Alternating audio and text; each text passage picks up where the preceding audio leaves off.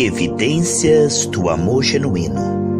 Um estudo de 15 partes, oferecida pela Igreja Gerados pela Graça e Life by Grace Church.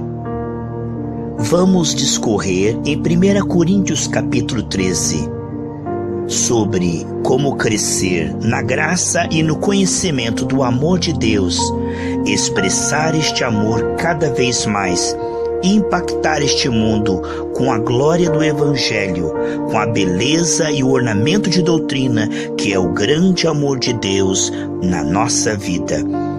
Estude conosco e cresça também neste ponto tão importante, a frutificação no amor, em nome de Jesus Cristo. Evidências do Amor Genuíno, parte 9. Continuamos aqui nosso estudo em 1 Coríntios capítulo 13 e vamos agora dizer: o amor não se ressente do mal. Então o amor, ele não tem uma lista negra.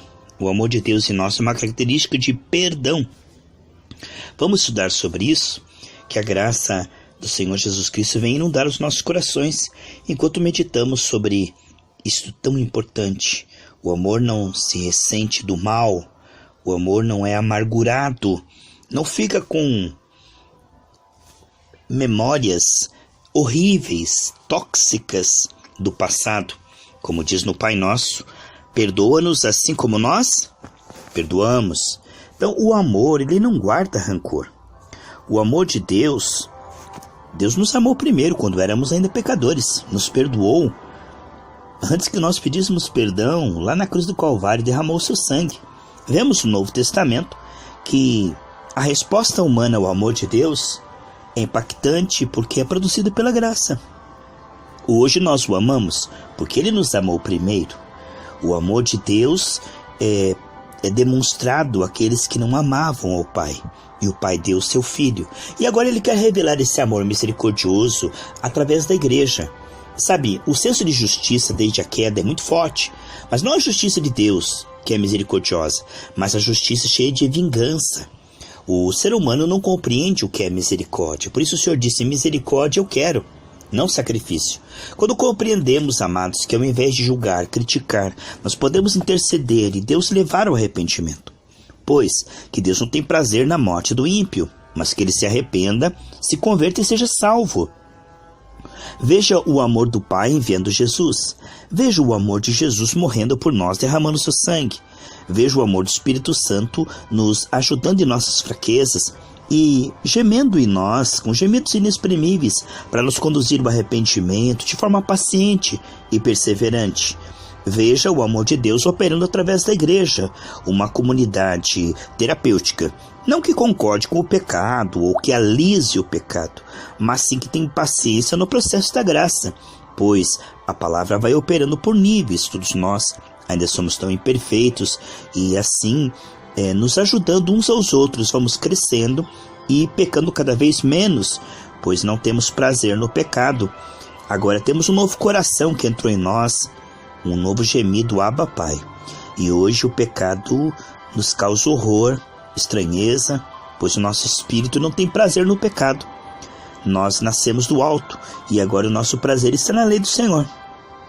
Então o amor de Deus expressado através de nós pode ser assim: para Ele, adoração, gratidão. Quando diz que rios fluirão do seu ventre, lá em João 7,38, o nosso amor expressado a Deus como adoração, gratidão, entrega diária pela graça, obediência pela graça, consagração pela graça. E o outro rio alcança as pessoas com misericórdia, com graça. Aqui está o amor de Deus. Ele não guarda rancor. Ele não está contra as pessoas que falharam. É claro que queremos que elas parem de falhar. Estamos contra o equívoco delas, com certeza. Queremos ver elas acertando. É como uma infecção. Uma mãe, ela está contra a infecção do seu filho, mas ela não está contra o seu filho. Ela quer que a infecção saia para que seu filho melhore de saúde. Assim, nós queremos que o pecado seja realmente confessado, abandonado, com certeza, para que a pessoa seja salva. Mas nós mesmos estamos contra a alma das pessoas que estão falhando. Não queremos ver ninguém no inferno. Muito pelo contrário, nós queremos pregar o evangelho, dar bom testemunho, pois o amor cristão é uma marca indispensável na vida cristã. João 13,35 diz: olha, nisto o mundo saberá que vocês são os meus discípulos, se vos amardes uns aos outros. Portanto, quando buscamos o reino de Deus, sua justiça, e o fruto vai aparecendo, a paz, o amor, a alegria, a bondade, esses frutos do Espírito, que na verdade é o fruto do Espírito, mas se expressa de várias maneiras que podemos ver e perceber nas pessoas cheias do Espírito Santo. Mostra um amor que sabe perdoar. Por que Deus nos pediria para perdoar 70 vezes 7? É porque Ele perdoa 70 vezes 7. Porque Ele não pede nada que Ele mesmo não faça por nós primeiro. Este amor que se sacrifica, que se envolve a dar para o bem-estar do próximo, com certeza só faz quem está cheio do Espírito Santo. Isso é uma característica, isso é um milagre. O ser humano desde a queda ele é egoísta, orgulhoso, mesquinho, avarento, cheio de ódio, contenda, competição, disputa. Nós vemos ali as obras da carne. Então uma pessoa cheia de Espírito Santo, ela ganha de Deus um desempenho novo, que acompanha a sua nova natureza. Esse desempenho não vem pelo esforço ou pela culpa, mas ele é gerado pela graça. Ele vai aparecendo em nós, à medida que meditamos na palavra, misturamos com fé, com oração, nós vemos que o Espírito Santo vai mudando a nossa maneira de se relacionar com Deus e com as pessoas. Então, este amor cristão é um amor bonito, ornamento de doutrina. É um amor ativo, um amor que se transforma em intercessão, em suportar calado. Sabe, o amor tem muito a ver com o perdão, porque as pessoas falham e para continuar o relacionamento, precisamos tratar dessa falha no momento oportuno, né? Corrigir com amor, com mansidão na hora certa. Mas tem a ver muitas vezes com se calar e ter paciência até o momento correto para que essa pessoa venha ter tempo para se arrepender. Nós vemos então que os sentimentos de Deus são para a salvação. A Bíblia diz que pela paciência nós persuadiremos os príncipes. Não é com fogo, com ferro, não é na marra, não é por força e violência, mas é pelo Espírito. E o Espírito trabalha gradativamente para chegar a este fim, esse objetivo, como o Senhor disse, procurando salvá-los das labaredas eternas. As pessoas muitas vezes não sabem discernir, foi o que Deus disse para Jonas, a mão direita da mão esquerda. São pessoas que estão cegas. Foi o que Jesus disse na cruz, ao olhar aquele ato de crueldade daquelas pessoas. Não se vingou, mas ele disse: Pai, perdoa-lhes, porque eles não sabem o que fazem. A mesma coisa que fez Estevão ao ser apedrejado por pregar a verdade por amor. Ele disse: Pai, não imputes esse pecado, não acredite esse pecado na conta deles, mas perdoa eles. O fato de compreendermos que através da intercessão essa pessoa terá tempo para se arrepender e ser salva. Mas se formos a ferro e fogo, muitas vezes perderemos esta alma. A Bíblia conta uma história de um homem que foi preso porque estava devendo, ia perder tudo, sua família. Mas o rei se compadeceu e o perdoou. E assim que ele saiu da prisão, ele começou a cobrar de uma forma radical. Ele quase que enforcava o homem, sufocava, dizendo: me pague agora, me pague agora. Aí ele foi preso novamente. O que significa isto é que nós fomos perdoados para perdoar. Não podemos exigir mudanças imediatas na vida das pessoas. É um processo. Nós mesmos estamos num processo e não somos perfeitos. Se Deus teve paciência conosco, Ele espera que tenhamos paciência. Não quer dizer concordar com o pecado alheio. Significa compreender que o juiz é Deus. A nossa parte é o que nós pudermos ajudar essa pessoa, seja por exemplo, seja por intercessão.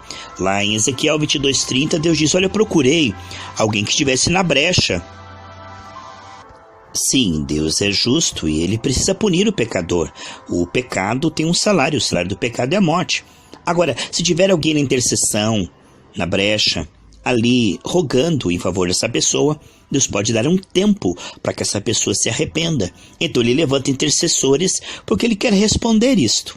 Olha o amor de Deus tendo que punir, mas querendo que essa pessoa tenha tempo para se arrepender, pois ele quer salvar a todos.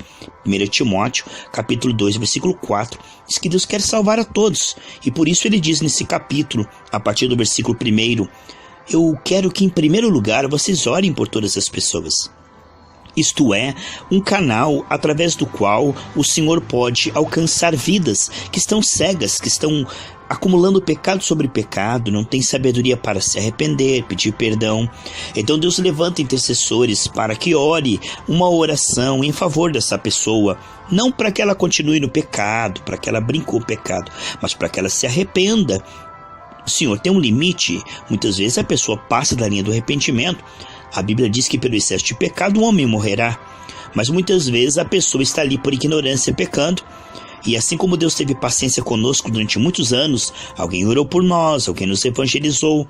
Assim Deus quer ser misericordioso através de nós e alcançar vidas que estão cegas ainda pelo pecado.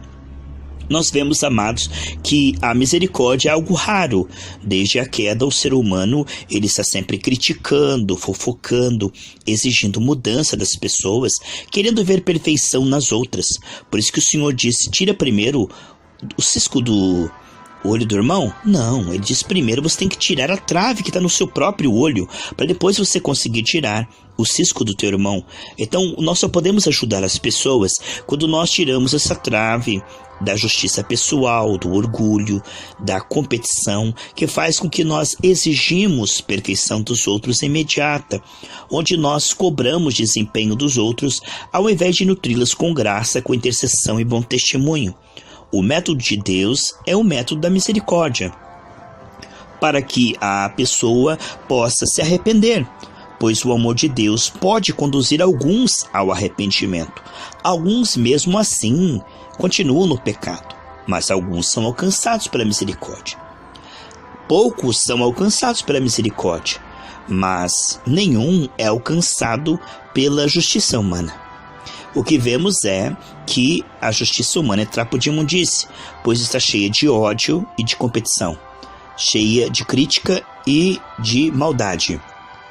Não estou dizendo a justiça, vamos dizer assim, tribunal de justiça, a polícia, a prisão. Não é isso que eu estou falando da justiça egoísta do homem que muitas vezes está ali apontando o defeito dos outros, mas ela mesma não é perfeita, porque perfeito só o Senhor Jesus Cristo. Então a misericórdia, ela não diz que o pecado não tem importância, ela diz que o Senhor pode salvar aquela pessoa se nós nos envolvermos num processo em favor dessa pessoa, ao invés de exigir dela uma mudança imediata. E esse processo da misericórdia é visto como loucura para o mundo. Quando o Senhor disse, ame aquele que te odeia, ore, jejue por aquele que te persegue e dê pão para aquele que quer te matar, nós vemos que esses valores não fazem sentido desde a queda para a carne. Somente uma pessoa cheia do Espírito Santo compreende o quanto o amor pode impactar alguns. É certo que Paulo diz, fiz de tudo por todos os meios para alcançar alguns. Muitos não serão alcançados nem pela misericórdia. Agora, sem a misericórdia, nenhum será alcançado. Se através da misericórdia algumas pessoas serão alcançadas, elas só serão alcançadas através desse meio. Vemos que nós só fomos salvos porque a misericórdia de Deus renovou a cada manhã, porque nós falhamos demais. E se fosse segundo a lei, nós já deveríamos ser mortos e estar no inferno. Mas Deus foi paciente conosco e nos levou e nos conduziu por um processo de arrependimento e de fé, a qual chegamos agora e continuamos avançando. Vemos que o amor de Deus nos salvou, nos conquistou e poderá também alcançar outras vidas.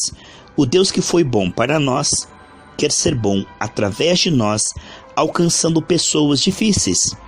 Para uma Nínive que matava as pessoas que eram inimigos, um povo cruel, um povo bestial, Deus enviou um profeta, Jonas. Nós sabemos que para pessoas difíceis é preciso pessoas talhadas por Deus.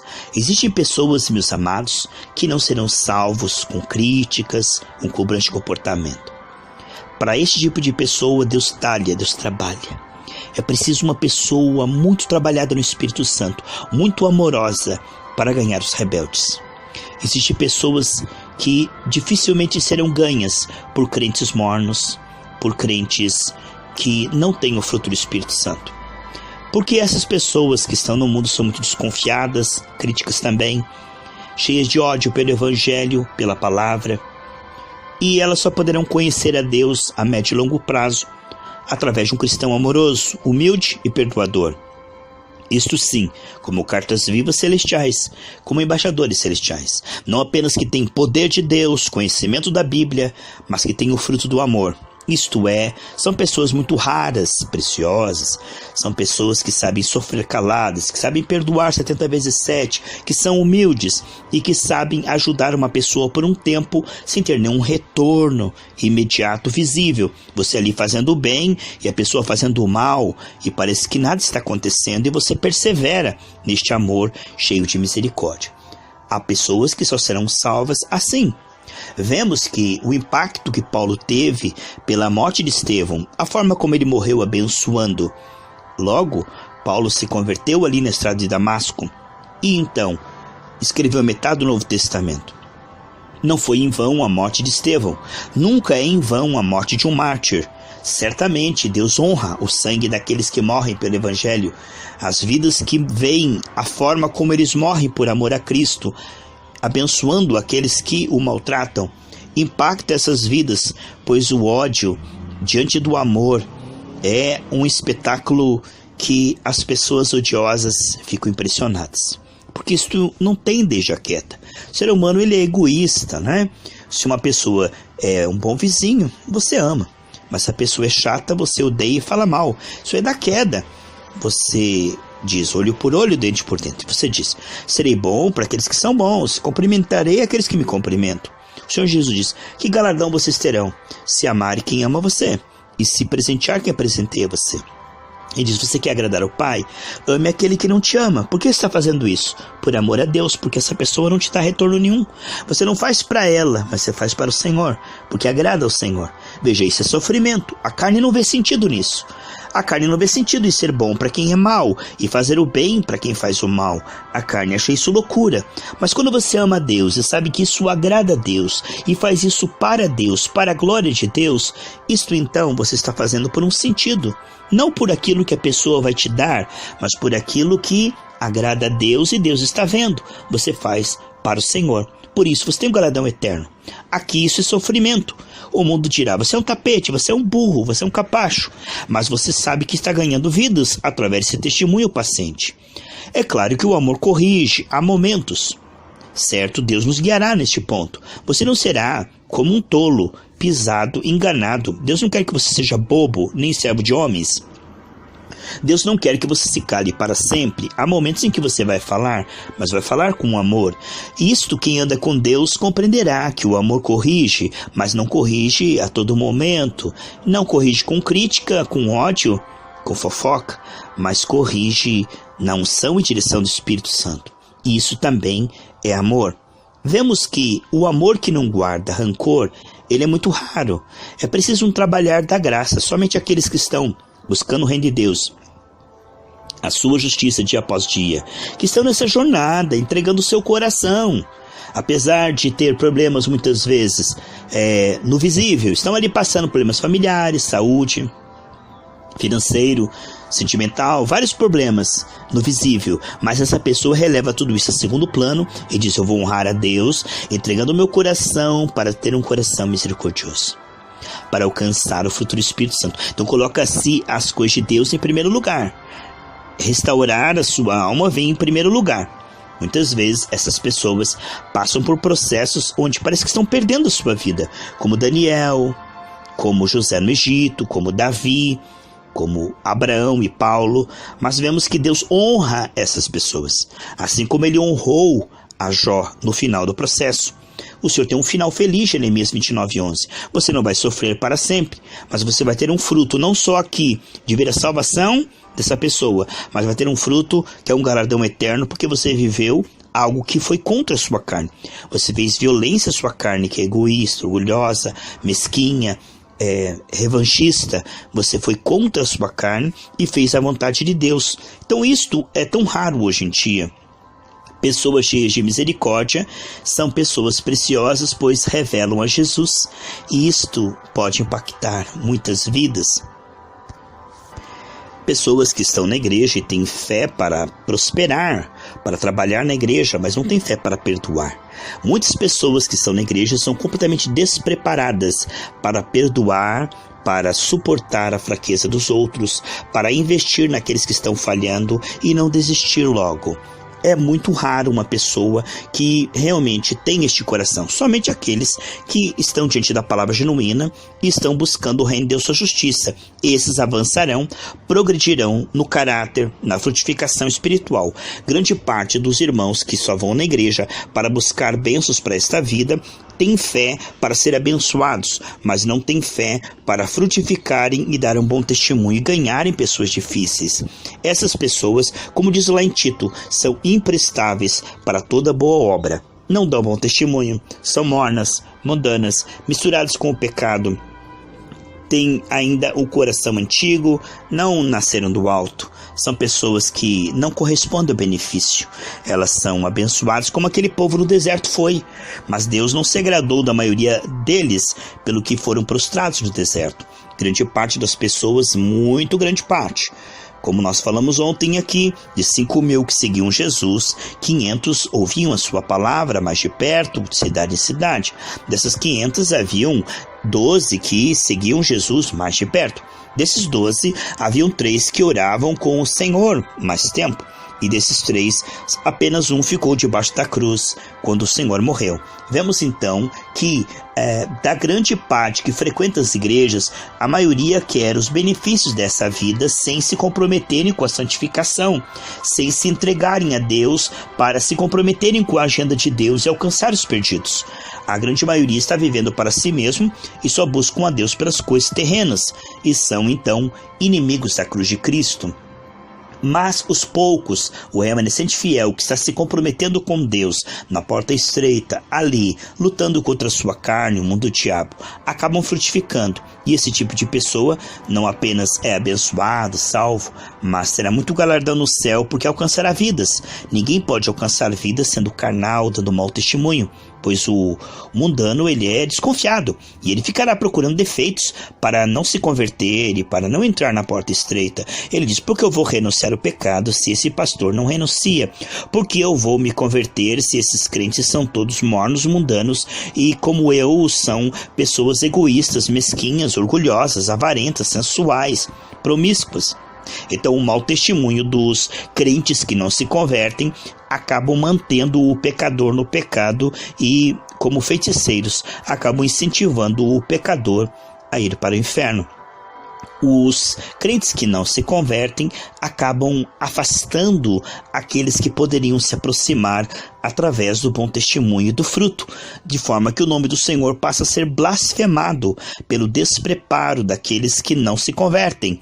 E estes hipócritas, o Senhor disse: amarrai mãos e pés, e o seu lugar seja com os infiéis. Quantas pessoas que naquele dia dirão: Senhor, eu profetizei, Senhor, eu trabalhei no templo. Jesus dirá: eu não te conheço, apartai-vos de mim, vocês que têm iniquidade no coração. Nós não somos salvos pelas obras, nem pelo desempenho, mas aquele que realmente crê no Senhor e se entrega ao Senhor, recebe o espírito de obediência e santificação, e é uma evidência de que realmente ele creu, porque nós somos salvos pela graça através da fé, e essa graça opera através da fé uma santificação e frutificação. Isso mostra que realmente a fé é verdadeira. Agora, uma pessoa que diz que tem fé, mas a sua vida é mundana, morna, ele não se converte, ele não renuncia ao pecado, ao mundanismo, ele não tem fé. Na verdade, ele está se enganando, pois naquele dia os mornos o Pai vomitará. Mas aqueles que estão realmente, piamente, na porta estreita, buscando incorruptibilidade, santidade, buscando sofrendo pelo Evangelho, ali consagrando suas vidas, procurando alcançar os perdidos, estes terão honra da parte do Senhor. Mas tribulação e angústia sobre aqueles que, dentro ou fora da igreja, pisam na palavra, brincam com a palavra e não se convertem. Porque não são os ouvintes, nem os pregadores que serão salvos, mas aqueles que ouvem com a intenção de praticar, pela graça, de se arrepender e se converter de fato. Poucos estão recebendo a palavra genuína, por isso tão pouca conversão. Hoje, muitas vezes, as igrejas é lugar de entretenimento, de campanhas de bênção. Muitas vezes há uma palavra adulterada no púlpito. Por isso, o povo não está sendo direcionado à santificação, sem a qual ninguém verá o Senhor. Mas ainda existe a palavra de Deus aqui e ali. Embora seja mais rara do que o ouro, o Senhor continua falando na terra e certamente continua alcançando pessoas que estão sendo geradas, como no primeiro século, na igreja primitiva, pessoas que realmente não apenas receberam bênçãos, mas se entregaram a Deus através do cristianismo e estão sendo transformadas em pessoas comprometidas com o Evangelho, com a santificação, vivendo uma vida em temor, renúncia, ali na consagração, na porta estreita. E quando falham, eles não brincam com o pecado, não escondem o pecado, não têm prazer no pecado, mas se arrependem, confessam e dizem: Senhor, me ajude não apenas a ser perdoado pelo sangue, mas me ajude pelo Espírito Santo a não fazer mais isso. E num processo sincero, podemos ver que esse tipo de pessoa está pecando cada vez menos, porque o Senhor está tendo realmente acesso ao seu coração. Então, ali do púlpito dessa igreja, está tendo uma palavra que coloca o coração como prioridade. Essa pessoa está realmente santificando, porque está ouvindo uma palavra bem direcionada. E por outro lado, terra boa, porque está misturando essa palavra genuína com orações em cima dessa proposta. E estão sendo transformados. Bem-aventurado aquele que está diante de uma palavra verdadeira e que também tem um coração bom, né? Terra boa, um novo coração, gerado pela graça do céu, gerado por Deus, um novo coração. O coração antigo era enganoso, como diz lá em Jeremias, mas o novo, ele ama ao Senhor. É lá em Romanos 7, 22, 23, que nós temos agora um novo coração que tem prazer na lei do Senhor. Então, tudo se fez novo. A palavra de Deus mostra em 2 Coríntios 5, 17 até o 21, que tudo se fez novo. Agora temos um coração que geme, Abba Pai. Um coração que tem prazer na lei do Senhor, que tem prazer na palavra, estar com os irmãos cheios do Espírito Santo. Claro que a nossa carne continua a mesma, ela quer o pecado, ela nos convida, nos assedia. A carne ela é preguiçosa, distraída, ela é egoísta, né? Mas nós não somos essa carne. Cada vez mais nos revestindo das armas da luz, andando no Espírito, não cumprimos esses convites da carne que continuam nos assediando, porque cheios do Espírito Santo podemos fazer decisões o contrário do que a nossa carne está sentindo, o contrário do que a nossa carne está propondo, desejando. Nós conseguimos porque o Espírito nos dá a liberdade de escolher de acordo com a palavra de Deus. É claro que isso é sofrimento. É claro que esse conflito entre carne e espírito é sofrimento, mas é um sofrimento que traz galardão, que traz glória para o Senhor e que traz muita recompensa lá no céu. Porque a pessoa está sofrendo dentro da vontade de Deus. Ela está ali no jugo, andando no Espírito, renunciando à carne. Ela está ali com o fardo leve do Senhor, que é alimentando-se diariamente no Espírito da palavra, na comunhão com pessoas cheias do Espírito Santo, na comunhão com Deus, na porta estreita da misericórdia. Pois, amados, um coração magoado é um coração que também tem os seus pecados computados. Ali em Hebreus 12, 14 diz que uma pessoa amargurada, ela vai contaminando as pessoas à sua volta com a sua amargura e está apartada, separada da graça, o que significa que por ela não perdoar, ela também não está perdoada, os pecados continuam sendo computados, e no dia da ira, como ela não perdoou, ela também não será perdoada. Portanto, aquele que perdoa faz um bem enorme à sua alma, porque quando ele perdoa, aquela pessoa, o que ela fez, ela vai pagar se ela não se arrepender, mas a pessoa que perdoa, ela está livre diante de Deus, ela está limpa, ela não está envenenada por aqueles sentimentos tóxicos que a pessoa que fez o mal, ela prejudicou. Então, perdoar é perder a chance de se vingar e doar o bem, o amor, o perdão, a misericórdia. Isso parece perda, mas na verdade, perdoar parece perda. mas na verdade é perder aquilo que a carne queria fazer e deixar que o Senhor, a vingança pertence ao Senhor, faça no momento certo a justiça, pois Ele é juiz. E nós podemos compreender que isto é sabedoria de Deus e loucura para aqueles que se perdem. Eu quero que você peça ao Senhor este fruto, porque isso te pertence. Jesus Cristo morreu e ressuscitou não para exigir de você essa mudança, ou pelo suor e culpa você tentar produzir um coração assim. Aqui está mostrando as características que você tem pelo novo nascimento. Isto aqui te pertence em Cristo gratuitamente, é um presente. Portanto, você sabendo que isto é realmente a característica do seu novo eu nascido, você pode dizer: Senhor, eu tenho um coração que realmente perdoa. Um coração que não guarda ressentimento, que não fica computando, não tem uma lista negra do passado, mas que o sol se põe, o que a pessoa me fez de mal, eu decido não comentar e esquecer, perdoar essa pessoa. Quem vai lidar com ela é o Senhor, não eu. Esse tipo de pessoa que se desliga do mal, o mal não atinge ele. Ele não se ressente do mal, portanto o mal não tem acesso a ele. Ele está realmente com o Senhor, ele é sábio. E eu quero profetizar sobre a sua vida um coração que perdoa e que está livre de toda mágoa e amargura, em nome de Jesus.